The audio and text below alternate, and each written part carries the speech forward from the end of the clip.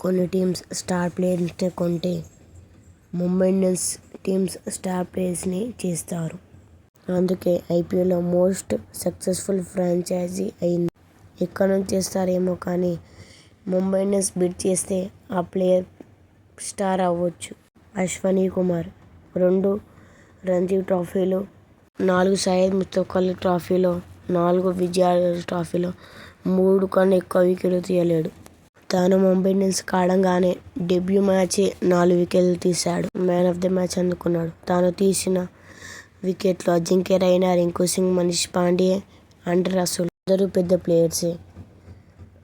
తను వేసిన ఫస్ట్ బాలే వికెట్ తీశాడు. ఇంకొక ఓవర్ ఉంటే తనది 5 వికెట్ ఆల్ కావచ్చేమో. ఐపీఎల్లోనే డెబ్యూ మ్యాచ్లోనే 4 వికెట్లు తీసిన ఇండియా ప్లేయర్ బుమ్రా, హార్దిక్, కృణాల్, తిలక్ వర్మ వీళ్ళని ముంబై ఇండియన్స్ స్టార్ట్ చేశారు. ఎవ్రీ ఇయర్ వాళ్ళు యంగ్స్టర్స్కి ఛాన్స్ ఇస్తారు.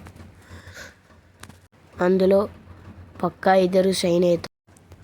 హార్దిక్ పాండ్యా ఇంటర్వ్యూలో ఏమన్నాడంటే, మా స్కౌటింగ్ టీం కంట్రీ మొత్తం తిరిగి అందులో స్టార్స్ పిక్ చేసి వారికి ఆపర్చునిటీస్ ఇస్తారు.